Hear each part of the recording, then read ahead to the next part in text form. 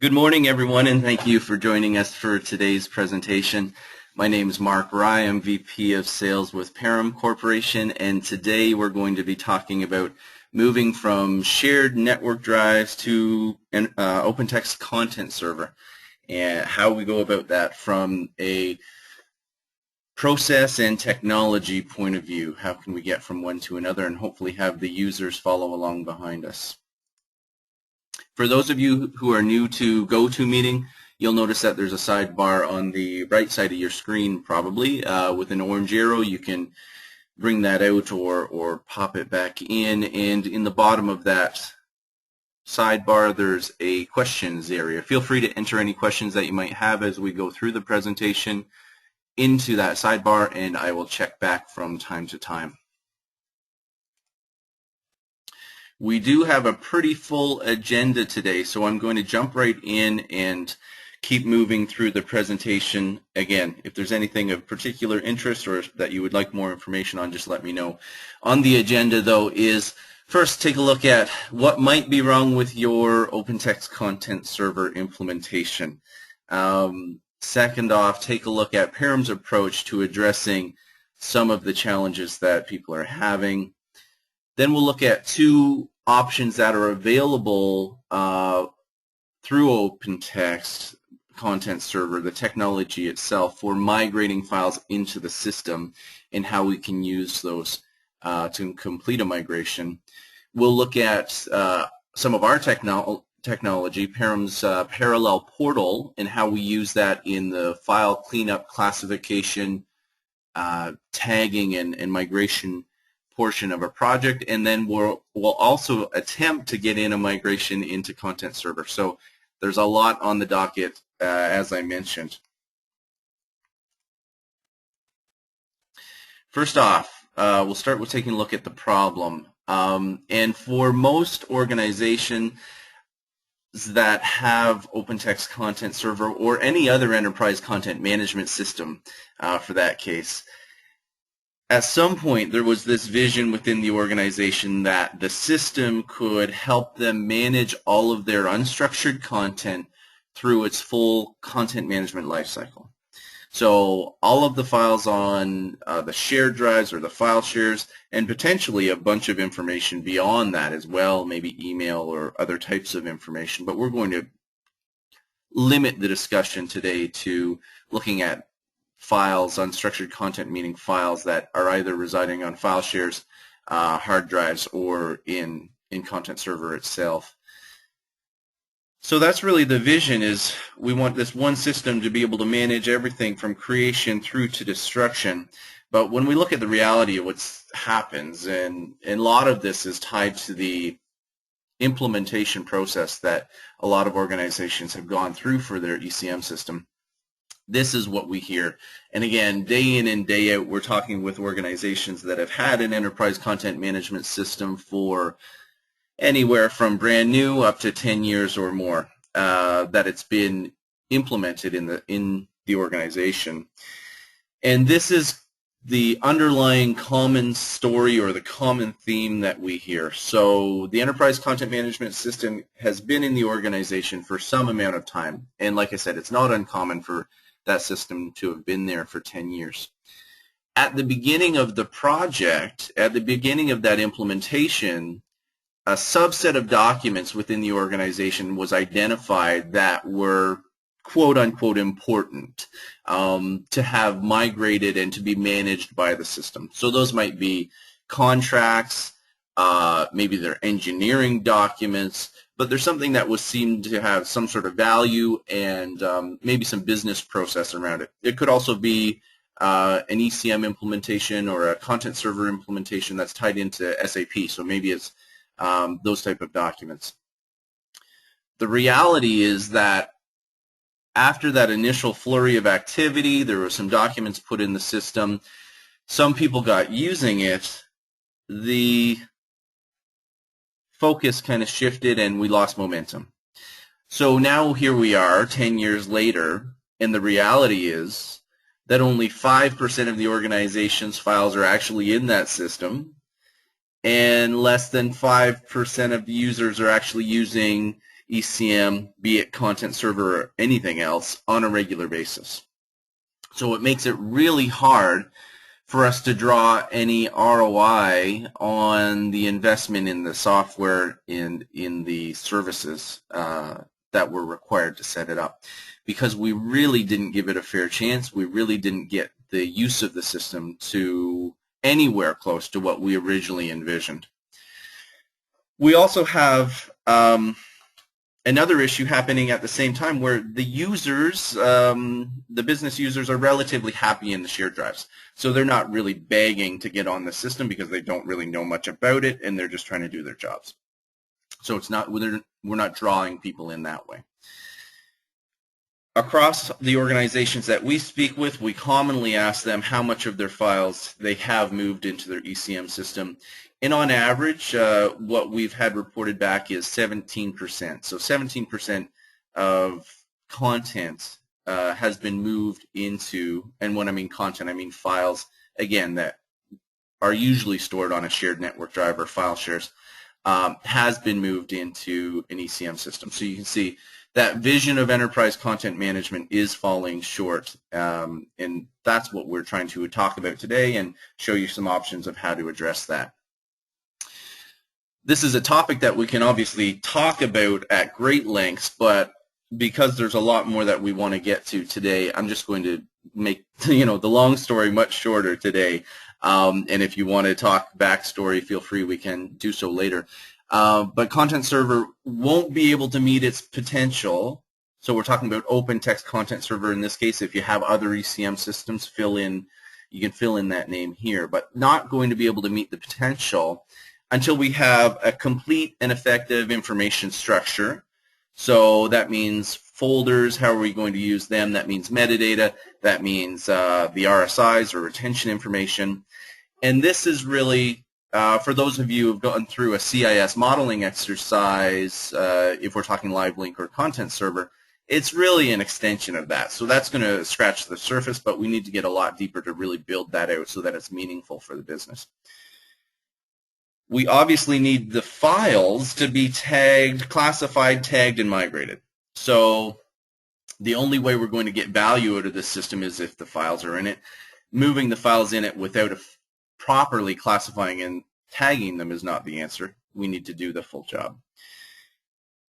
We need to be able to transition users into Content Server, and this is an area I think that even if the files are migrated, there's an opportunity to improve on, because we really need to break apart this change management component into the technology side of it and the information structure side. So we need to ensure that the users understand this new technology that we're implementing, but we need to also ensure that they understand this information structure. So if they've been working in the shared drives for 5 or 10 years and they understand those folders inside and out, what does this new information structure in Content Server look like, and how are they going to find their files? That's a huge cause of pain and concern for the users. And the last part of this, getting to some success with this, is we need to be able to shut down the shared drives. Because as long as both are options, even though there's a lot of advanced functionality that can come out of a system like Content Server, there's a raw simplicity to the shared drives and an openness and lack of structure that is attractive as well back in the shared drive. So we need to be able to transition people off and shut them down so that we know that we're really working in Content Server moving forward. How do we do some of this? So Perram Corporation brings to the table a process which really envelops all of the areas of concern when we're talking about cleaning up, classifying, tagging, and migrating content. We're bringing the technology to the table, so we have our own software platform. We're bringing information governance guidance. So a lot of the times we're going to be identifying in bulk hundreds of thousands or millions of files that are due for disposition or otherwise obsolete and can be deleted. And there's some guidance that needs to go along with that, right, to ensure that we have the proper buy-in and sign-offs internally, and we bring that to the table. We also bring a process, because we understand it is a process, to move, to develop this information structure and get the content classified in a way that the business is happy with and can willingly follow into the target system, in this case, Content Server. And lastly is the change management component. If we're moving from shared drives into Content Server, a completely different information structure, how are we going to help the users understand where their files went and how to find them? And that's what we do as a company. I'm going to show you a little bit about it in a few minutes. Our approach, a lot of people ask, okay, how do you do that? You can really think of it as machine-assisted classification. So we have software that does what software does really well. We can do some analysis, some pattern recognition, metadata extraction, that sort of thing. And then we have a layer of classifiers, so real live human beings that are making classification decisions as they're driving the software and analyzing the files. So it's this blend of the two. It's not auto classification and it's not manual. It's really the best of both of those worlds. We've developed two parts to our technology. One is the Parallel Classify software, and Parallel Classify is this platform where our classifiers work and do a lot of the heavy lifting. And then we have our Parallel Portal, and that's a web portal that is really the client's view into this classification environment, which allows our clients to really test drive this work that we're doing, tweak it, help us tweak it to the point where they're going to be happy from both a records management, a content server, and a business user point of view, so that when we do the migration, everything's going to fall into line and people are going to be able to follow the content through. Our projects typically have a project lead, a team of validators that are representatives from the business, and then the bulk of the users within the organization are really just impacted by our change management tools. And a project looks something like this. A project starts off with an analysis and design phase where we're looking at the inputs. So we're looking at what is there for a classification structure, retention schedules, metadata. Has there been a CIS modeling exercise done, and what was the outcome of that? What does Content Server look like? We're also beginning to, in phase 2, do some metadata extraction. So we're going to capture, look at the files in the file shares or the shared drives that we're interested in, go in and analyze those, collect some metadata, and then do some real metadata extraction as well. So go into the files and actually pull out, based on what we know that we're looking for, things that are going to inform both our metadata and our classification decisions. As we're doing that, we're going to do some big bucket mapping and get the files roughly in the right spot into a new folder structure, assuming that folders are part of this information structure we're moving to. And then again, assuming that folders are in the mix, we're going to take that big bucket classification and the metadata and work with the business representatives or those validators and help build out the folders below that, so that the folder structure that gets represented to them is in the terminology that they can work with. So we're helping with that change management process by getting them engaged in this classification and information structure development portion of the project. We're also going to, in phase 4, do the rot processing, so surface these reports that say here's all the redundant, outdated, and trivial information that needs to or is potential to be deleted. We identify and segregate the content, and then the client can delete it on their when they're ready. Phase 5 is the migration. We're actually moving the content into the files into Content Server, and phase 6 goes into this change management portion. So that's what a project looks like to us. That whole process takes about 8 to 10 weeks. We can, in that roughly in that 8 to 10 weeks for a particular project, we might process somewhere from 50,000 files to 1 million files. Some clients will have us stack many of these on top of another so that they're going at the same time. So we're not limited to processing any volume of files in that time frame. But it's important that we group like content and like users together as part of this migration so that these folks that are providing us with some feedback and validation are only looking at the files that they know about. So that really makes sense so that we can cluster these migrations specific to a business area. So in a nutshell, that's a bit about our process. I'm going to show you some of our technology in a minute. Just before I do that, though, I want to step back and talk about the migration side of things. So the theme of this presentation was migration to OpenText Content Server specifically.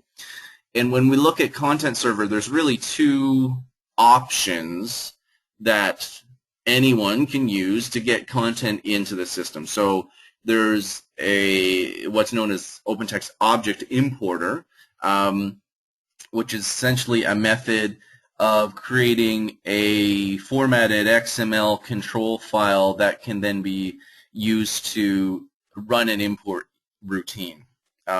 It's been around for a long time. A lot of content's been migrated into LiveLink and Content Server using Object Importer, but it doesn't scale very well. So while it's relatively simple, I say relatively simple, to create these XML control files, we're limited. Object Importer really limits the number of objects per control file to about 1,000.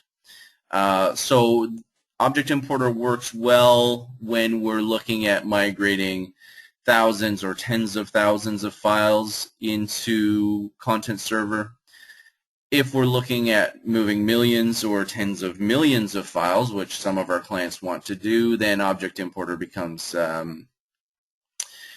it really doesn't scale to that level. So the second option available is tying into the OpenText Content Server Enterprise Web Services layer, which is really an API layer that allows us to interact using an application to move files into the system. It provides a little more flexibility where some things are more defined with Object Importer. Provides some more flexibility for things like custom document types if you want to move something that's custom to your design. But the more important thing is really it allows us to support larger file migrations. So if we're looking at moving 1 million or 5 million or 10 million files, starting with Enterprise Web Services is probably a much better direction as opposed to trying to queue those up in small file imports with Object Importer.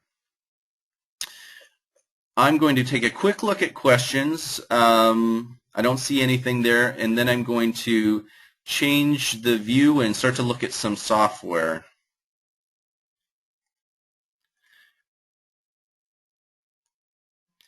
All right, the first thing we're going to take a look at is the parallel portal. So I mentioned that the parallel portal is used as this view into the classification environment for the client. So on the left-hand side of the screen, we have a capture of a file share or a shared network drive. And on the right-hand side of the screen, we have a new folder structure and potentially a new metadata that we want to map into. And what our classifiers do with our tools in the background is really create this mapping. So from one to another in this mock environment that we're working in.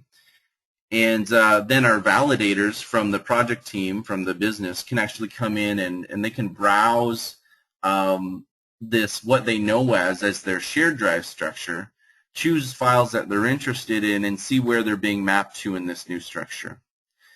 And in this new structure, what we can do is we can build out the structure itself, but then we can overlay it with metadata so that things can inherit metadata as we map them. And we can also overlay it with RSI information. So in this case, we've built out a simple human resources RSI, and you can see the system just allows us to apply that at some level to this folder structure, so that when we're going through this process of mapping things from, you can think one side to another, from the existing shared drive into this new target structure, we're also picking up on metadata and we're picking up on RSI information. So we're really completing this information structure which houses the files that we want to be transferred into Content Server.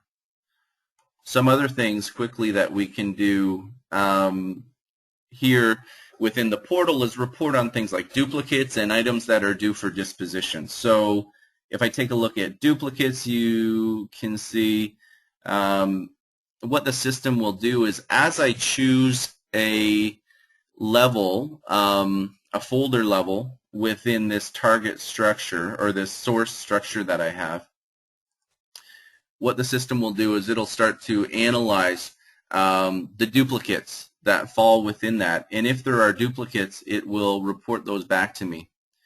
So we can see as we move around in this section, it's going to show me where I am here in awards and recognitions folder. Shows me every file that has a copy and then how many copies it has. I can choose the award ceremony form, and it shows me exactly where those copies are. So if there's an area where we know we need to dedupe, but we want to take a little more time and ensure that we're not removing things that are sensitive or that cross security layers, because that's can be challenging, this just gives us a view to be able to come in and decide which files we actually want to keep moving forward. Similarly, we can create disposition reports, so show you files that are due for disposition based on the RSI information that we're applying. I'm going to move over to a slightly different project and take a look at this one. And this one represents a similar, the very same structure. So on the left side is a shared drive capture that we had captured the content. On the right side is a target structure to go into Content Server. And you can see we've mapped the file. So if I come in and I choose a particular file, it's going to show me where it's sitting. And as I browse through and I choose a file, it can also show me what kind of metadata might be applied to those files. So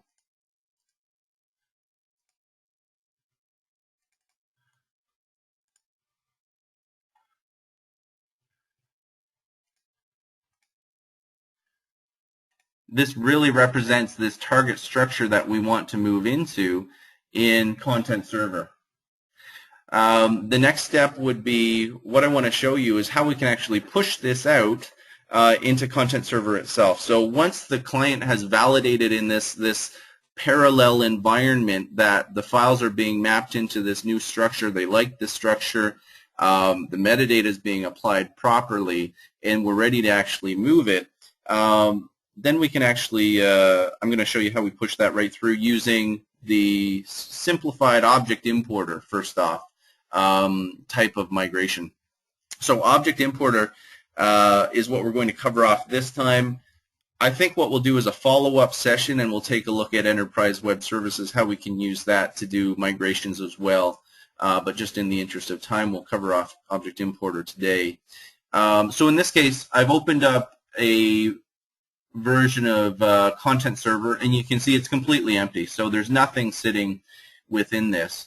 And what I'm going to do is I'm going to use our software to generate the XML output from the file mapping that we just took a look at in the software. So I'm going to extract, run this extract routine, and that is actually going in, taking that file, that information structure, the folders, and the metadata, and creating this formatted XML file. So the next step I would need to do, I'm just going to expand this so everybody can see it. I'm going to come in as an administrator into LiveLink, or Content Server in this case. And I'm going to import that file that we just created, so that XML file. So in my list of options as an administrator, I have the manual object import.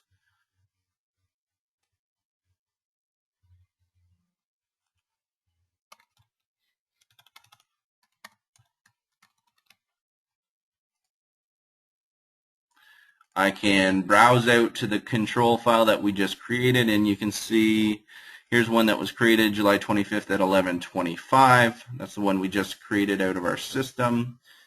I'll give it the name, and I'm going to start the import. So from now on, what's happening is Object Importer is going out to that folder that we pointed to, pulling in that control file that came out of Parallel that is telling it how to handle or import the files that we are interested in. And now when I come back to my Enterprise Workspace, you can see it's populated with the content from the portal. And I can browse into this content, see the folder structure that we had mapped into, and if I choose a particular file, I can actually go, let me expand my view, I can actually go right down to the metadata level or the categories level within Content Server and see the metadata that we actually applied to those files within the Parallel portal and within our classification process. So again, a fairly streamlined way to get content into Content Server, run the migration, run the classification, the cleanup, the metadata tagging, the validation all through the Parallel system using our classifiers, then use Object Importer to import. Again, for larger migrations, we can use Enterprise Web Services, but we'll talk about that next time. For now, I'm just going to bounce back and talk about this portal now as a change management tool. So we know that we went from a source structure that looks like this to a new structure that looks much different to the users. So what we commonly do is we'll leave the Parallel portal available to the users for a period of time following the migration. And it allows them a chance to say, well, I'm kind of still a little confused and unsure about this new information structure in Content Server, but I know the file that I need to work with, is sitting at a certain location. So they can come in, browse in, find the file that they're interested in the old structure, and it will show them where it's sitting in this new information structure in Content Server. It doesn't link to it, it doesn't pop up the document, but as a change management tool, what it does is it gets them through this thinking of, okay, I've always been going into a certain place in my shared drive. Oh, I understand now I need to go into these folders and I'm going to get to the same kind of content that I'm used to. So it's a big part of that change management exercise is being able to use the tool after migration as well to help users with the transition. All right, so we're coming really close to time. A lot of information put out, but I see there's a couple questions. So I'm going to go through, address those questions. If you have additional questions, please go enter them into the questions box now, and I'll try to address those before we wrap. Great question about duplicates. Are duplicates determined by name only or content?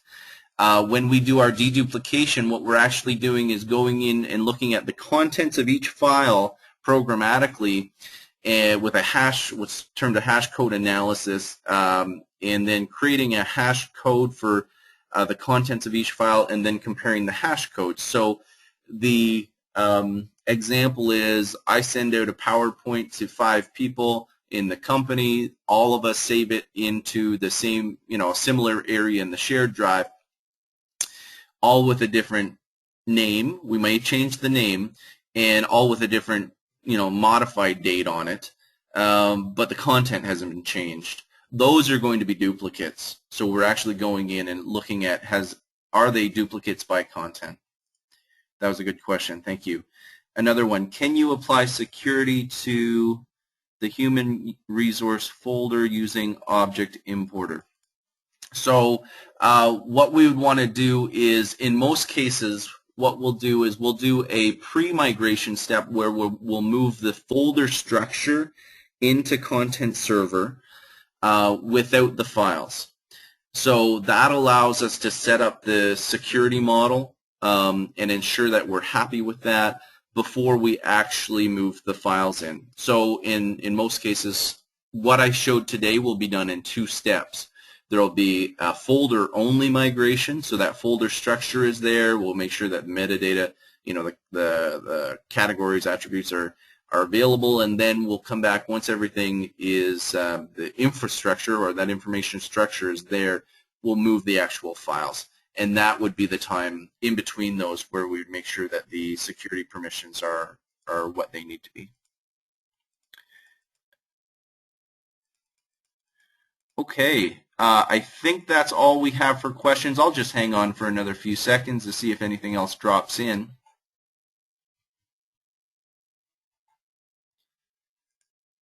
Again, if you're interested in learning more about the parallel process, this was a lot of information in a short amount of time, or the migration into Content Server, how we can do that either using Object Importer or Enterprise Web Services, just let us know. We'd be glad to talk in more detail. All right, I don't see any more questions coming in, so I think we'll wrap it there. Again, thank you for your time, everyone. I hope you have a great day. Oh, I'm sorry, there's one more just came in. Is the presentation going to be available at a later date to view? And yes, I believe it will be. We are recording the presentation, so hopefully it will be available, and I will ensure that a notice goes out if and when it is available so that you'll be able to get access to that and share it with folks. All right. Thank you, everyone, for your time, and have a great day.